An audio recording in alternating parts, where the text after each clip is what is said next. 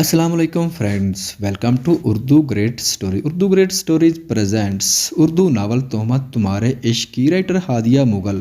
اگر آپ چینل پر آ ہی گئے ہیں تو ویڈیو کو لائک کر کے چینل کو سبسکرائب کریں اور ساتھ ہی بیل آئکن کو لازمی پریس کریں۔ عشق کی لاسٹ ایپیسوڈ پارٹ 5۔ صفی نے دونوں کو دیکھتے کہا تو وہ آج یزدان کے منہ پر پانچ مرتا باہر نکل گیا تھا۔ کمینہ سالہ وہ گال سراتا اسے کوس کر رہ گیا تھا۔ وہ اپنے ماں باپ سے مل کر اوپر کمرے میں آیا تو متحد جان نیم دراز کسی گہری سوچ میں گم تھی۔ ظرفشاں بے قرار بوجھل سا لہجہ تھا۔ ظرفشاں کسی خواب سے جا کر سامنے دیکھنے لگی اور پھر اذیت میں محسوس کرتی رہی تھی۔ چھو کر دیکھ لو، اس کی بھاری آواز فضا میں گونجی تو ظرفشاں کا بے قرار دل پرسکون ہونے لگا تھا۔ گمان پر یقین کی مہر لگنے لگی تھی۔ نظر وہی اس پر جام گئی۔ ذہن اسے سامنے دیکھتی خوف سے بڑبڑائے، سیاہ حزن زدہ آنکھوں میں زندگی کی رمق روشن ہونے لگی۔ اسے یقین نہیں آیا تھا کہ وہ زین چودھری کو دیکھ سکے گی۔ وہ سیاہ الجھے سے لباس میں تھی۔ جب اس نے ظرفشاں کو مخمور آنکھوں سے دیکھا، نگاہ کے پیاس بجھنے لگی تھی۔ آج 15 دنوں بعد اس کا چہرہ دیکھنا نصیب ہوا تھا اور ان 15 دنوں میں وہ ہر لمحہ خود کو آپ میرے سامنے ہیں زین، اس نے تسلی چاہی۔ وہ بیڈ سے اتری، بھاگتی اس کے سینے سے چال گئی، اپنی بہیں اس کے گرد حائل کرتی شدت گریہ سے روئی۔ اس کا نازک سا حصار زین چودھری کو احساس دلا گیا تھا کہ وہ لڑکی اس کی محبت میں دیوانی ہو چکی ہے۔ زین نے فوری اسے سمیٹ لیا، اس کے گرد بازو باندھتا وہ گہرا بوجھل سانس فضا کے سپرد کر گیا تھا۔ آج 15 دن بعد وہ لمس محسوس ہوا تھا۔ وہ کیسے قرار محسوس نہ کرتا؟ مجھے لگا میں نے آپ کو کھو دیا۔ آپ کیوں چلے گئے تھے زین؟ کیوں تنہا کر گئے اپنی زری کو؟ ایسے کوئی کرتا ہے؟ آپ بہت ظالم نکلے زین۔ اس کی بھیگی آواز پر زین نے اس کا چہرہ سامنے کیا۔ زندگی پر ساتھ نبھانے کا وعدہ کیا تھا اور تم نے بھی تو وعدے نبھائے تھے، پھر میں کیوں کر نہ نبھاتا؟ اس کے چہرے پر اپنا ہاتھ رکھے اس نے بھیگی نم آنکھوں کو چھوا۔ ظرفشاں کے آنسو ایک بار برسے۔ اب رونا نہیں ہے، اب تو آ گیا ہوں۔ ایسے روتی رہو گی تو میں خود پر اختیار نہیں رکھ پاؤں گا۔ ظرفشاں کے چہرے کی جانب جھکے وہ سنجیدگی سے بولا تو ایک پل کے لیے وہ کانپ گئی تھی۔ زین نے اس کا سر اپنے سینے پر رکھا اور اس کی پشت سہل آنے لگا۔ مجھے عادت نہیں رہی آپ کے بغیر جینے کی زین، تو میں نے کب کہا میرے بغیر جیو؟ آپ کہتے نہیں ہیں لیکن ستم ڈھا کر چلے جاتے ہیں۔ پہلے بھی آپ نے ایسے ہی کیا تھا اور اب بھی، بلکہ اب تو آپ نے میری جان لینے کی ٹھان لی تھی۔ اگر چند دن اور نہ آتے تو شاید میری لاش۔ زین نے سختی سے اسے خود میں بھینچ لیا۔ ظرفشاں کو اپنی ہڈیاں چٹکتی محسوس ہوئی تھی۔ زین وہ سسکی تھی۔ زری مرنے کی باتیں میرے سامنے کرو گی تو اپنے ہاتھوں سے جان لے لوں گا۔ زری سہم گئی تھی۔ وہ ایسا بھی کہے گا اسے امید نہیں تھی، لیکن تمہارا ذہن تمہارے معاملے میں بڑا خود غرض ہے۔ وہ تمہیں کبھی سختی سے چھو بھی نہیں سکتا، کجا کے تمہاری جان لے۔ سخت گرفت نرم ہونے لگی اور زری کے دل میں مرجھاتے پھول ایک بار کھل اٹھے۔ اس نے سر بلند کر کے ڈبائی آنکھوں سے اسے دیکھا جہاں اس کے لیے نرمی ہی نرمی تھی۔ زری اس کا بجھل مسکراتا چہرہ اپنی نگاہ میں جذب کرنے لگی۔ زین نے نرمی سے جھک کر اس کے گالوں کی نرمی چرا لی۔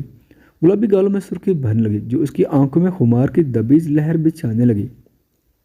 تم زین چودھری کا سکون ہو، اس بے چین دنیا میں آخری راحت ہو میرے لیے۔ میں تم پر ظلم ڈھانے سے پہلے مرنا پسند کروں گا۔ آپ کے ذریعے آپ کو اجازت دیتی ہے زین کہ آپ اس پر ہر ستم کریں۔ ایسی اجازت نہیں دیتی، اور مجھ جیسے شخص کو تو بالکل بھی نہیں جو تمہیں ایک دہکتی نگاہ سے دیکھنے کا بھی روادار نہ ہو۔ اس نے نرمی سے اس کی پیشانی کو چھو لیا اور زری کا وجود پرسکون ہوا۔ مگر میں دینا چاہتی ہوں ستم کی اجازت دے کر میں آپ سے کبھی نہ فصل لانے کا وعدہ بھی تو لوں گی نا۔ اس کی سودے بازی پر وہ پہلے حیران ہوا اور پھر مسکرایا۔ کبھی کبھی یہ چھوٹی سی لڑکی بہت بڑی بڑی باتیں کرتی ہے۔ اس کے خم کو شدت سے چھوتا وہ ظرفشاں کی سانس دہکا گیا تھا۔ سودے بازی نہیں ہے، وعدہ لینے کا طریقہ ہے۔ اس نے جلدی سے اس کے مضبوط سینے میں منہ چھپایا جیسے اس کی مزید گستاخیاں سہنے کی ہمت نہ ہو۔ وعدہ ہو یا سودے بازی، لیکن بدلے میں مجھے بھی کچھ چاہیے، دے کر ہی تو لے رہی ہوں۔ اس نے چہرہ ہنوز چھپائے بظاہر مضبوط بنے کا اور کیا چاہیے؟ اس نے سہم کر زین کو دیکھا۔ ایک اجازت، اس کے بدلے تمہیں اپنے اوپر ستم کی اجازت بھی نہیں دینی پڑے گی۔ نہیں، میں نہیں دوں گی۔ اس نے بنا سنے نفے میں سر ہلا دیا۔ زری نے سوالیہ نگاہ سے اسے دیکھا جس میں تنبیہ بھی تھی۔ رسم کے مطابق اگر کبھی نکاح میں آپ کی جان لے لوں گی اور اس کی تو آپ سے بھی پہلے لوں گی۔ اتنی نازک سی ہو اور جان لینے کی بات کرتی ہوں۔ اس کے نازک سراپے پر چوٹ کیے وہ مزید بننے لگا۔ لے بھی لوں گی میں۔ اس نے ایک پنچ اس کے سینے پر مارا تو وہ اسے باہوں میں سمیٹ گیا۔ ایسا کبھی نہیں ہوگا، نہ تمہیں میری جان لینے کا موقع ملے گا، نہ میں فراہم کروں گا۔ کیونکہ میں اپنی پوری زندگی اس معصوم سی لڑکی کے ساتھ گزارنے کا عہد کر چکا ہوں اور اپنے رب سے تا عمر ساتھ کی دعا بھی مانگ چکا ہوں۔ زین اس کے سینے پر دونوں ہاتھوں سے تھپڑ مارتی چیخی تھی اور وہ کہہ کے لگاتا اس کے ہر ستم کو سہتا جا رہا تھا۔ اس کے یوں اقرار پر ظرف شاہ کا روم روم مسرور ہوا۔ مجھے لگتا تھا گاؤں کے چودھری بہت ظالم ہوں گے، لیکن آپ نے تو میری ہر سوچ کو غلط ٹھہرا دیا۔ مجھے آج بھی وہ لمحہ یاد ہے جب آپ نے مجھے اپنی ماں سے بچایا تھا۔ میری محبت اسی دن عشق کی معراج کو چھو گیا تھا اور رفتہ رفتہ آپ کے ذریعے دیوانی ہوتی گئی، اور آج یہ مقام آیا کہ آپ کے بغیر رہنا جان نکلنے جیسا ہے، لیکن اعتبار کے معاملے میں تھوڑی کچی ثابت ہوئی ہوں۔ اس نے شکوہ کیا، خود سے زیادہ اعتبار ہو گیا آپ پر، تبھی تو یقین تھا کہ آپ لوٹ آئیں گے، کہا۔ زین نے مسکرا کر اس کے خم کو سہلایا۔ اب تو نہیں جائیں گے چھوڑ کر؟ ظرف شاہ نے حسرت سے پوچھا۔ کوشش تو یہ نہیں جاؤں گا، لیکن وطن کا ایک ذرہ بھی مجھے اگر پکارے گا تو جاننا پڑے گا۔ اس نے صاف گوئی سے کہا، آپ کی ہر خواہش سر آنکھوں پر ہے، وہی لباس، وہی جھمکے اور وہی چادر اوڑھے میرے سامنے آ جاؤ۔ زین وہ روان سی ہوئی تھی، وطن کی خاطر کبھی نہیں رکی، مجھے تم سے یہی امید تھی میری زندگی۔ اس نے ظرف شاہ کے خم کو چھوا۔ ایک خواہش پورا کرو گی؟ جاؤ ظرف شاہ، وہ مصنوعی گر سے نوازے بولا تو وہ پاؤں پٹکتی وہاں سے وارڈ روب کی جانب بڑھی۔ اس لباس کو آج کے بعد میں آپ کی نظر سے اجھل کر دوں گی، پتہ نہیں آپ کو اس عام سے لباس میں کیا نظر آتا ہے۔ تم اس لباس کو کبھی میری آنکھوں سے اوجھل نہیں کر پاؤ گی، کیونکہ اس لباس میں تمہیں دیکھ کر وہ لمحہ یاد آتا ہے جب تم مجھے ملی تھی اور یہی لباس پہن کر یہاں سے گئی تھی۔ وہ منہ مراتی اندر بڑھی اور کچھ دیر بعد لباس بدل کر آئی۔ نازک سرپے پر وہ فراق پوری آب و تاب سے کھل اٹھی تھی۔ زین نے قدم لیتے آگے آیا اور اس کو شانوں سے تھام کر ڈریسر کی چہر پر بٹھا دیا۔ اپنی جیب سے اس نے چین نکال کر اس کے گلے میں پہنائی اور کانوں میں جھمکیوں کو سجا دیا۔ ذری کے ذہن بھی وہ لمحات تازہ ہونے لگے تھے، لیکن الجھن اب پھر بڑھی تھی۔ آپ یہ سب چیزیں رکھتے کہاں پر ہیں؟ ہر بار میں ڈھونڈنے میں ناکام ہو جاتی ہوں۔ زین اسے دیکھا، پھر ڈریسر کا ایک دراز کھول کر اس میں سے باکس نکالا۔ یہ باکس؟ زین نے وہ لکڑی کا باکس کھولا اور اس میں موجود ایک پرت کو ہٹایا، گویا دروازہ کھولا ہو۔ اس کے اندر ظرف شاہ کی چوڑیاں تھیں جو وہ نکالنا بھول گیا تھا۔ ظرف شاہ کی حیرت بجا تھی، قیمتی چیزوں کو خفیہ خانے میں ہی رکھا جاتا ہے، جیسے تمہیں دل میں چھپا کر رکھتا ہوں۔ ذہن نے ظرف شاہ کی نازک کلائی میں وہ چوڑیاں پہنائیں اور اس کلائی کو لبوں سے چھو لیا۔ دنیا کے سب زیورات ایک طرف اور تمہارا یہ زیور ایک طرف، اتنی عام سی چیزیں ہیں یہ زین، اور آپ نہ جانے کون سے خزانے سمجھ لیتے ہیں۔ ان خزانوں کی کوئی قیمت نہیں میری جان۔ اس نے ظرف شاہ کی کمپٹی کو چھوا اور اسے چیئر سے کھڑا کیا۔ گھنی پلکوں کو جھکائے وہ زین کے مقابل ہوئی۔ اس کے چہرے پر جھکتا وہ محبت کی ادائیگی نہایت دل فریبی سے کرتا چلا گیا تھا۔ ظرف شاہ نے دہل کر اس کے کالر کو پکڑا۔ زین نے مخمور آنکھوں سے اسے دیکھا۔ لمحے ایک بار پھر ان کے درمیان آ ٹھہرے تھے۔ ایک رسم کے تحت شامل ہونے والی وہ لڑکی تہمت لگی۔ وہ لڑکی ذہن چودھری کا زندگی کا محور بن گیا۔ میں مختوم چودھری آج یہ اعلان کرتا ہوں کہ گاؤں میں جو فرسودہ رسم کا آغاز میرے باپ نے کیا تھا، اس کا خاتمہ میں خود کرتا ہوں۔ آج کے بعد کوئی لڑکی رسم کے تحت کسی سردار کے ظلم کے پیٹ نہیں چڑھے گی۔ گاؤں میں انصاف پسندی نافذ ہوگی۔ جو ذہن چودھری کا شیوا رہا ہے، گاؤں کے کمی کمین ہر مظاہرے کو اس کا حق دیا جائے گا۔ شہن ساگر جو آپ کے خاندان والوں پر ظلم ڈھایا، اس کا انصاف بھی رفتہ رفتہ ہوگا۔ لیکن اب ہماری یہی کوشش ہوگی کہ کوئی لڑکی بے جا قتل نہ ہو۔ وہ چھت پر کھڑی تھی، سفید پاؤں کو چھوتا فراق پہنے، ہاتھوں میں سلور چوڑیاں اور پاؤں میں سلور، گویا پور اس نے زین کی پسند کو اپنایا تھا۔ لبوں پر ڈارک پنک شیڈ اس کی دودھیا رنگت کو اور نکھار رہا تھا۔ کھلے سلکی بالوں میں اب بھی زین کا سر سراتا لمس محسوس ہو رہا تھا۔ تبھی وہ آج ہوا کے زور پر بکھرتے مسکرا رہے تھے۔ آج یہ پنچایت اس کی سب سے بڑی کامیابی تھی جو زین سے اس نے منوائی تھی، بلکہ زین نے خود اس بات کا اعلان کیا تھا۔ اس نے تشکر سے آسمان کی طرف دیکھا اور ایک جانب کرسی پر بیٹھے اپنے باپ کو، جو آج چودھری مخدوم کے برابری کے مقام پر بیٹھے تھے، ایک جانب زین بھی تھا جو اب ذری کی نگاہ کے حصار میں تھا۔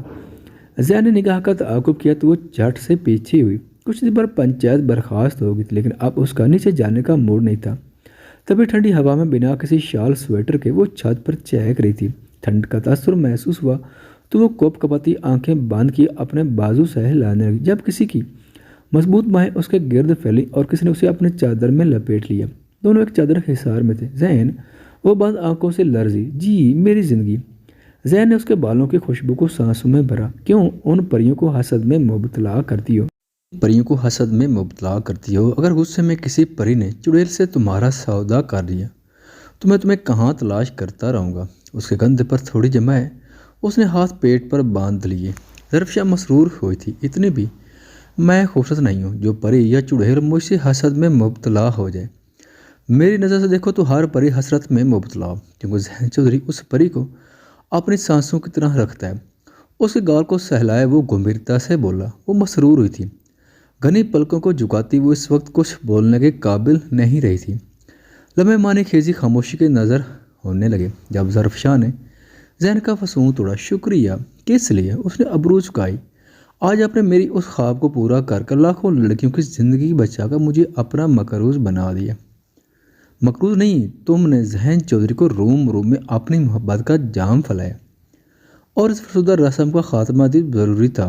اس نے رخ موڑ کر ذہن کو دیکھا جو مسرور سا مسکرا رہا تھا۔ یہ فرسودہ رسم ہمارے حق میں بہتر ثابت ہوئی تھی، لیکن پھر بھی اس رسم کا خاتمہ ضروری تھا، کیونکہ ہر ظرفشاں کو قسمت میں ذہن چودھری نہیں ہوتا۔ ذہن نے اس کے کام پر انگوٹھے کا دباؤ ڈالا۔ ہمیشہ کی طرح وہ گلابی پڑی تھی۔ تمہارا یہ کام ہر مرتبہ مجھے نئے سرے سے اپنا اسیر کر دیتا ہے۔ جو کر اس کے کام پر آج پر شدت لمس چھوڑے، اس نے ظرفشاں کو خود میں بیچ کر ان ٹھنڈی ہواؤں سے چھپا لیا جو اس کے وجود کو چھونے کی گستاخی کر رہی تھی۔ اس کی جنونیت کو سمجھ چکی تھی، تبھی مسکرا کر سینے میں منہ چھپا گئی تھی۔ باسط وہ بیڈ سے اٹھنے لگا جب صنم تیز سے آگے آئی اور وہ بھی اندر آئی تھی۔ آپ مجھے بلالتے خود کیوں اٹھ رہے ہیں؟ میں ٹھیک ہو چکا ہوں، لیکن تم مجھے ایسے ٹریٹ کرتی ہو جیسے میں چھوٹا بچہ ہوں۔ وہ چڑھ کر بولا تو صنم مسکرائی تھی۔ کہاں سے ٹھیک ہوئے ہیں بتائیں ذرا، وہ سختی سے بولی تو باسط نے اس کا ہاتھ پکڑ کر اپنی جانب کھینچا تو وہ سیدھی اس کے اوپر گری۔ باسط پیچھے کی جناب لیٹ کر صنم کا سر بھی اپنے سینے پر رکھ چکا تھا۔ صنم نے بخلا کر اٹھنا چاہا، لیکن باسط کمر کے گرد بازو حائل کر چکا تھا۔ اب تو یقین آ گیا ہوگا کہ میں ٹھیک ہو چکا ہوں۔ وہ گمبھیرتا سے بولا، میں نے ثبوت نہیں مانگا تھا، اب چھوڑیں مجھے، کوئی آ جائے گا اور آپ کو درد ہوگا۔ وہ خفا سے گویا ہوئی۔ باسط کا خیال کہ اس نے اٹھنا چاہا۔ جب اس نے صنم کا رخ بدلا تو وہ بیڈ پر دوسری جانب لیٹی۔ ثبوت ضروری تھا، ورنہ تم تو ایسے دور بھاگی جیسے میں کوئی اچیوت ہوں۔ آپ بتاؤ کیوں ایسا رویہ اپنایا ہوا؟ کیسے باتیں کر رہی ہو باسط؟ وہ دہل کر بولتی سیدھی ہوئی۔ بالکل ٹھیک کہہ رہا ہوں، پچھلے 5 دن سے میں تمہارا رویہ نوٹ کر رہا ہوں۔ جب سے میں ہاسپٹل سے آیا ہوں، اس سے پہلے تم گاؤں چلی گئی تھی، اور اب جب سے واپس آئی ہوں اداس اور مجھ سے دور دور رہتی ہوں۔ جلدی سے بولو، ورنہ تم اچھے سے جانتی ہو کہ میں تمہارے بارے میں سب جان جاتا ہوں۔ صنم نے اسے دیکھا اور بھیگی ہوتی آنکھیں رگڑ کر نفی میں سر ہلا۔ صنم باسط سہارا لیے اٹھا اور اس کا ہاتھ تھاما اور اسے پاس کیا۔ وہ باسط کا سہارا پاتی پھوٹ پھوٹ کر رو دی۔ آپ کی وہ تکلیف میری آنکھوں سے نہیں جاتی باسط، میں کیا کروں؟ رات کو میری آنکھ وہ سب یاد کر کے کھل جاتی ہے۔ آپ کو ہونے کا خیال ہر وقت مجھے ہلکان کیے رکھتا ہے۔ صنم میری طرف دیکھو۔ اس نے صنم کا چہرہ ہاتھوں میں تھاما۔ کیا یہ حادثہ ہم دونوں کے اختیار میں تھا؟ صنم نے نفی میں سر ہلایا۔ تو پھر تم خود کو کیوں مورد الزام ٹھہراتی ہو؟ سب میری وجہ سے ہوا تھا۔ کاش ہم اس دن وہاں نہ جاتے، کاش میں بھائی کی باتوں میں نہ آتی، کاش کہ ہم سب کچھ نہ کرتی۔ آپ نہیں جاتے، میں پل پل مری تھی۔ بھائی کی وجہ سے بابا چلے گئے، سب ختم ہو گئے، اور اس سب میں کہیں نہ کہیں وجہ میں بھی تھی۔ پھر وہی باتیں، وہ بیزاری سے بولا۔ وہ صنم کو اس حادثے سے نکالنے کی بہت کوشش کر چکا تھا، لیکن شاید وہ سنبھلنا نہیں چاہتی تھی۔ سب میرا ہی قصور ہے، وہ ضدی پن سے بولی۔ تمہارا کوئی قصور نہیں، بلکہ میرا قصور ہے۔ اس دن میں جمکے گھر ہی لے آتا تو یہ سب نہ ہوتا، لیکن میں ہی تمہیں وہاں لے کر گیا تھا اور جمکوں کے بدلے گولی کھا لی، پر جمکے پھر بھی نہیں ہے۔ اس کا انداز پر مزہ ہوا تو صنم نے اسے گورا۔ مجھے آپ کے علاوہ کچھ نہیں چاہیے، یہ خواہشیں آسائشیں سب ثانوی حیثیت رکھتی ہیں۔ آپ کی زندگی، آپ کا میرے ساتھ ہونا میری زندگی کا سکون ہے، اور ایسی ہزار خواہشیں میں آپ کے سر سے وار کر پھینک دوں گی جس کے بدلے مجھے آپ کو کھونا پڑے۔ تمہاری کوئی خواہش، کوئی آسائش کیوں کر رد نہ ہو؟ تم حقدار ہو صنم، تم محبت کی چاہتوں کی سب سے زیادہ حقدار ہو، اور تمہارا شوہر ہر خواہش ہر آسائش کو پورا کرے گا۔ اب خود کو ہلکان مت کرو اور یوں سمجھ لو وہ ایک حادثہ ہماری محبت کو امر کر گیا۔ اب کوئی شکوہ کوئی شکایت باقی نہیں ہے، فقط تمہاری اور تمہاری محبت کی طلب ہے۔ اس کی پیشانی کو چومتے باسط نے پورے یقین لہجے میں کہا۔ صنم نے سکون سے آنکھیں موندی اور اس کے سینے پر سر رکھا۔ باسط اس کی جانب جھکنے لگا۔ جب دروازے پر دستک ہوئی، صنم بدک کر فاصلے پر ہوئی اور سانس بحال کرتی رخ موڑ گئی۔ یقیناً روز میڈم ہوگی۔ باسط نے دانت پیسے تو صنم خود کو سنبھالتی مسکرائی تھی۔ تمہاری بھابھی ہمارے رومانس کی سب سے بڑی دشمن ہے۔ اس نے صنم کی ہنسی کو دیکھتے شکوہ کیا۔ باسط کیا بول رہے ہیں؟ روز کیا سوچے گی؟ سوچنے دو، ذرا اسے احساس تو ہو، باسط ڈھٹائی سے بولا جبکہ صنم روحان سی ہوئی۔ باس میں اندر آ جاؤں؟ صنم نے دروازے کی طرف دیکھا جہاں روز لبوں پر شریر مسکان لیے کھڑی تھی، گولڈن سلکی بالوں کو پونی میں باندھے وہ نازک سی لڑکی آریان کی ہمراہی میں مزید خوبصورت ہو چکی تھی۔ کیا؟ جبکہ روز تم کسی دن مجھ سے مار کھاؤ گے Rozina madam. Basit sir, don't call me Rozina. اس نے انگلی اٹھایا، خفگی سے تنبیہ کی۔ تو اور کیا کہوں، ہمارے اسپیشل موومنٹ کی دشمن باسط۔ سنم نے بے سختہ اسے پکارا تو اس نے غور کر اسے دیکھا۔ سنم نے لجاجت سے اسے منع کیا، آپ کے اسپیشل موومنٹ ختم نہیں ہوتے، میرا کیا قصور؟ اس نے گویا ناک سے مکھی اڑائی تھی۔ سنم اپنی جگہ خفہ سے لال ہوئی تھی۔ اب فرمائیے، آپ کے یہاں تشریف آوری کا مقصد؟ وہ خالص اردو میں بولا تو روز نے نہ سمجھی سے اسے دیکھا۔ وہی جو قطعی سمجھ نہیں آئے گا، اس لیے فی الحال یہاں سے تشریف آوری لے جاؤ، مجھے اپنی بیوی کے ساتھ وقت گزارنا ہے۔ تمہیں؟ سنم سر کیا کہہ رہے ہیں؟ روز کو اب بھی سمجھ نہیں آتا۔ روز پریشان مت ہو، یہ کہنا چاہتا ہے کہ یزدان سے اس کی شکایت کرو، پھر یہ سدھرے گا۔ اندر آتے آریان نے روز کے گرد اپنا بازو پھیلایا تو سنم مسکرائی تھی۔ وہ آگے بڑھتی بھائی کے سینے سے جا لگی۔ باس صاحب کے تو نخرے ہی ختم نہیں ہو رہے، اتنے تو میرے بیوی نخرے نہیں دکھاتے جتنے باس دکھا رہے ہیں۔ وہ شکوہ گناہ ہوا۔ آریان محض مسکرایا جبکہ روز لب دبا کر ہنسی چھپا چکی تھی۔ کیسی ہو؟ آریان نے نرمی سے اس کے سر پر ہاتھ رکھا جبکہ روز اب جتاتی نظر سے باسط کو دیکھ رہی تھی جو منہ بنائے انہیں ہی دیکھ رہا تھا۔ باسط صاحب، آپ میری بیوی کو پریشان کرنے کے خواب دیکھنا اب چھوڑ دیں، کیونکہ روز کو باقی اردو سکھانے کا کام میرا ہے۔ مت بولو کہ میں پروفیسر رہ چکا ہوں۔ روز اپنے بال جھٹکتی اترائی تھی۔ یہ تو اچھی بات ہے بھائی، ورنہ باسط تو میری بھابھی کو ایسے ہی پریشان کرتے رہیں گے۔ سنم صاحبہ، آپ کو میرے ساتھ ہی رہنے، پارٹی مت بدلیں، ورنہ پارٹی بدلنے کا انجام آپ کو پتہ ہوگا۔ باسط نے گویا اسے جتایا تھا جبکہ سنم گھبرائی تھی۔ سنم کبھی بھی پارٹی نہیں بدلے گی۔ کیوں سنم؟ آریان نے سنم کو دیکھتے تائید چاہی۔ میں بدلنے دوں گا تو بدلے گی۔ جو شخص مجھے میرے ہر گناہ کے ساتھ اپنا سکتا ہے، میں اس کا ساتھ کبھی مذاق میں بھی نہیں چھوڑوں گی۔ وہ سنجیدگی سے بولے تو باسط کا دل مطمئن ہوا جبکہ آریان بہن کی سمجھداری پر دل سے مسکرایا تھا۔ باس، اتنے نخرے تو روٹی حسینہ نہ کرے جتنے آپ کر رہے ہیں۔ باسط نے بے بسی سے یزدان کو دیکھا جس کا چہرہ سپاٹ تھا، پھر شاید یزدان مان جائے۔ سفیر کی غیر متوقع آواز پر باسط نے سامنے دیکھا جہاں وہ مختلف بیگز لیے اندر داخل ہوا تھا۔ میری بیوی کو درمیان میں لانے کی کوشش نہ کرو، یزدان نے دو ٹوک انداز میں کہا تو باسط نے کان کی لو کو چھوا۔ یزدان نے سر جھٹکا جبکہ سفیر مانی خازی سے مسکرایا تھا۔ بیگز ٹیبل پر رکھ کر سفیر آگے بڑھ کر باسط کے گلے لگا جو وہیل چیئر پر موجود اپنے بھائی کو فی الحال میری نظروں کے سامنے سے دور کرو، ورنہ ایک ہاتھ گولی میں اس کے سینے میں۔ باسط خوش دل سے اس سے ملا تھا۔ ضرور اتار دوں گا۔ آپ اپنے باسط بیٹے کو مارے گے؟ باسط کی آواز بھرائی جبکہ سفیر اس کی نوٹنکی سمجھ چکا تھا۔ ایموشنل بلیک میل کرو گے تو منہ توڑ دوں گا۔ یزدان نے باسط کے کالر کو جکڑے مکہ فضا میں بلند کیا لیکن پھر ایک دم باہر نکل گیا۔ باس، میری بات سنیں۔ باسط نے مدد طلب نظروں سے سفیر کو دیکھا جس نے شانے اچکا، کبھی وقت پر کام نہ آنا۔ باسط وہیل چیئر کو حرکت دیے اس کے پیچھے گیا تھا۔ باس، میری حالت اجازت نہیں دے رہی، ورنہ میں آپ کو اپنے طریقے سے مناتا۔ اگر آپ نہ مانیں تو پھر سوچ لیجیے گا کیا کرو گے، بولو۔ اب اپنی جان کو ان سے عذاب میں ڈالو گے۔ باسط ایک پل کے لیے خاموش ہو۔ میں سفیر کے ساتھ چلا جاؤں گا، اس نے کچھ پل سوچ کر کہا۔ تمہاری جان لے لوں گا اگر مجھے چھوڑ کر جانے کی بات کی۔ یزدان تیز سے مڑا اور اس کے گال پر مارا۔ سفیر گھبرایا تھا، کچھ نہیں ہوگا اس کمینے کو جس نے ہماری حالت خراب کی تھی، اس کے بارے میں اس نے ایک بار بھی سوچا تھا؟ اس کا گریبان پکڑ کر جھنجھوڑے بولا جبکہ باسط یزدان کے کندھوں پر ہاتھ جماتا کھڑا ہوا اور یزدان کے سینے سے لگا۔ یزدان کی آنکھیں بھیگی تھیں۔ ایک بار بھی میرے بارے میں نہیں سوچا؟ کیا ہوتا میرا؟ تمہارے ماں باپ کو کیا جواب رہتا؟ باس غلطی ہوگی، اب معاف کر دیں۔ باسط نے بات کو مذاق کا رنگ دیا۔ معافی کے کچھ لگتے سزات تو تمہیں مل کر رہے گی۔ بیوی سے دور ہونے کی سزا نہ دینا باس، یہ کمی روز اچھی سے پوری کر لیتی ہے۔ یزدان، اس کی اس حالت خراب ہو جائے گی۔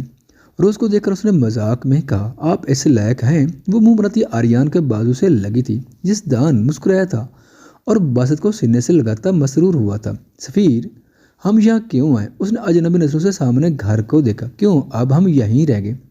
اس نے سپاٹ پین سے جواب دیا تھا۔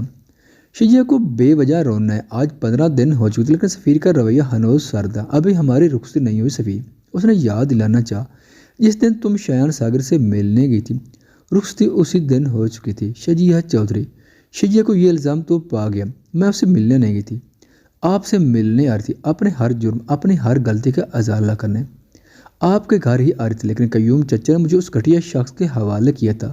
وہ روان سی وہ چیخی تھی۔